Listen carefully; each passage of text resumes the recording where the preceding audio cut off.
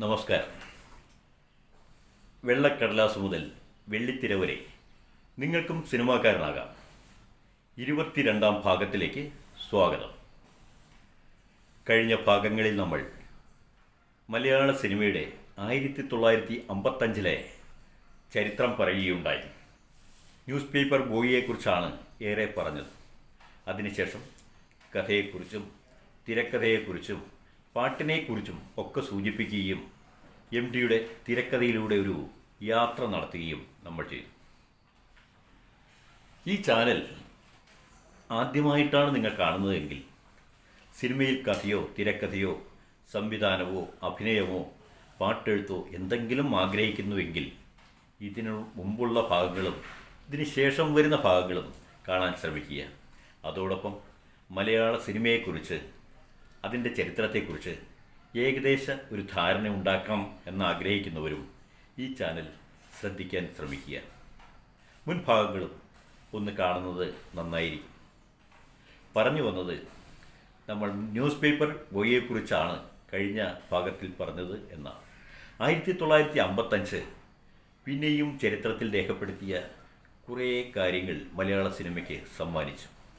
ആ കാലത്ത് റിലീസ് ചെയ്ത ചിത്രങ്ങളാണ് നീലായുടെ ഹരിചന്ദ്ര, CID, എക്സലിൻ്റെ കിടപ്പാടം, കൈലാസ് പിക്ചേഴ്സിൻ്റെ കാലം മാറുന്നു, പ്രതിഭ സ്റ്റുഡിയോയുടെ നാട്യതാര എന്നീ ചിത്രങ്ങൾ.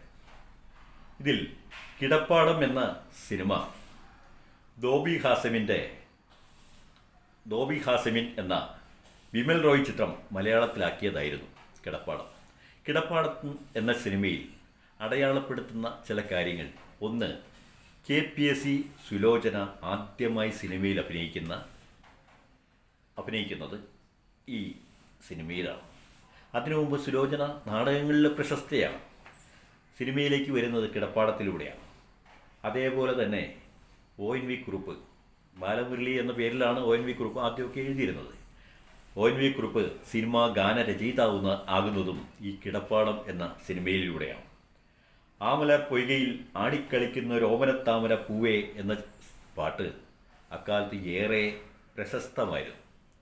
ഇതെല്ലാം കിടപ്പാടം എന്ന സിനിമയിലൂടെ മലയാള സിനിമാ ചരിത്രത്തിൽ രേഖപ്പെടുത്തിയിട്ടുള്ള കാര്യങ്ങളാണ്.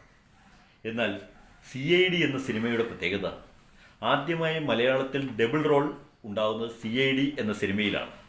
SP പിള്ളയാണ് അതിൽ അഭിനയിച്ചത്. പോലീസും കള്ളനുമായിട്ട് SP പിള്ള അതിൽ അഭിനയിക്കുന്നു. അങ്ങനെ ഡബിൾ റോളും മലയാള സിനിമയിലേക്ക് കടന്നു വന്നു.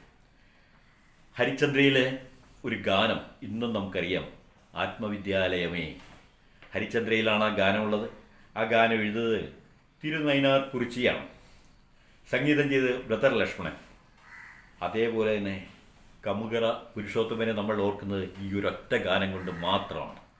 ഈ ഒരൊറ്റ ഗാനം മാത്രം മതി അദ്ദേഹത്തെ നമ്മൾ ശ്രദ്ധിക്കാൻ. വേറെയും ഗാനങ്ങൾ അദ്ദേഹം പാടിയിട്ടുണ്ട്.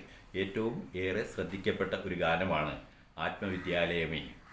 അനുഭൂതി തലങ്ങളിൽ മറ്റൊരു ദിശയിലേക്ക്, മറ്റൊരു സ്പേസിലേക്ക് നമ്മളെ നയിക്കുന്ന ഒരു ഗാനമാണ് ആത്മവിദ്യാലയമേ എന്ന ഗാനം. കാലം മാറുന്നു എന്ന ചിത്രത്തിലൂടെയാണ് സംഗീത സംവിധായകനായ G. ദേവരാജൻ കടന്നു വരുന്നത്. അങ്ങനെ 1955 സിനിമാ ചരിത്രത്തിൽ ഇങ്ങനെയുള്ള ചില അടയാളപ്പെടുത്തലുകൾ കൂടി നടന്നു. അതോടൊപ്പം നമ്മൾ കഴിഞ്ഞ തവണ പറഞ്ഞ തിരക്കഥയും ഗാനങ്ങളെക്കുറിച്ച് ആലോചിക്കും. ഗാനങ്ങൾ പലപ്പോഴും തിരക്കഥയെ എഴുതിയ ശേഷം എവിടെയാണ് സ്പേസ് ചെയ്യേണ്ടത്, എവിടെയാണത് പ്ലേസ് ചെയ്യേണ്ടത്, ഏത് സ്പേസിലാണ് പ്ലേസ് ചെയ്യേണ്ടത് എന്നൊക്കെ തീരുമാനിക്കുക. ആവശ്യമുള്ള ഗാനങ്ങൾ നമ്മൾ എവിടേക്കാണ് പ്ലേസ് ചെയ്യേണ്ടതെന്ന് തീരുമാനിച്ചു. ഏത് സന്ദർഭത്തിലായിരിക്കണം എന്ന് തീരുമാനിച്ചു. ആരെക്കൊണ്ട് എഴുതിക്കണം, ആര് സംഗീതം ചെയ്യണം എന്നും കൂടി തീരുമാനിച്ചുകൊണ്ടാണ് ഇത്. അതിൻ്റെ അകത്ത് ആ സീൻ നമ്മൾ മനസ്സിലാക്കുക മാത്രമല്ല, സന്ദർഭത്തിനനുസരിച്ചായിരിക്കണം, ഏത് വിധത്തിലായിരിക്കണം ഇത് ചിത്രീകരിക്കേണ്ടത്. അതേപോലെ മനസ്സിലേക്ക് സന്നിവേശിപ്പിക്കുന്ന ഏതൊക്കെ പിക്ചേഴ്സ്, ഏതൊക്കെ ചിത്രങ്ങൾ അല്ലെങ്കിൽ ഏതൊക്കെ ലൊക്കേഷൻസ് നമുക്ക് വേണം, ഇതൊക്കെ ആ സമയത്താണ് തീരുമാനിക്കുന്നത്. ഗാനരചയിതാവ്, സംഗീത സംവിധായകൻ, തിരക്കഥാകൃത്ത്, സംവിധായകൻ ഒക്കെ കൂടി ഇരുന്നാണ് പലപ്പോഴും ആലോചിക്കുക. അതേപോലെ തന്നെ പലപ്പോഴും ഇതിൻ്റെ റെക്കോർഡിംഗ് സമയത്താണ്, പൂജാ സമയത്താണ് റെക്കോർഡിംഗ് കൂടി നടക്കാറുള്ളത്. സിനിമാ ഗാനങ്ങളെക്കുറിച്ച് പറയുമ്പോൾ പഴയകാലം ഇനി ഉള്ളത് പ്രാക്ടിക്കലായിട്ട് ഇക്കാലത്ത് എന്താണ് നടന്നു വരുന്നത് എന്നുള്ളതാണ്. ഈ ഗാനങ്ങൾ മാർക്കറ്റ് ചെയ്യാൻ വേണ്ടി ഗാനങ്ങൾ പലപ്പോഴും ചെയ്യിക്കുന്നത് ഗാനം റിലീസ് ചെയ്യുന്നവരാണ്. ഒരു ഓഡിയോസിന് ഈ ഗാനം ഏൽപ്പിക്കുകയാണ്. അപ്പോൾ അവരും കൂടി ഇതിൻ്റെ അകത്ത് ഇൻവോൾവ് ചെയ്യുന്നു.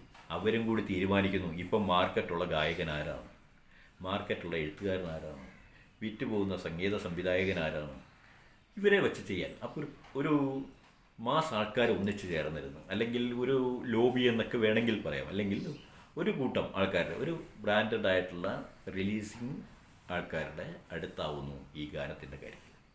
അതനുസരിച്ച് നീങ്ങേണ്ടി വരുന്നു. സംവിധായകനേക്കാളും അല്ലെങ്കിൽ പ്രൊഡ്യൂസറേക്കാളും ഒക്കെ കൂടുതൽ ഇമ്പോർട്ടൻസ് ഈ വിൽപ്പനക്കാരന് വരുന്നു.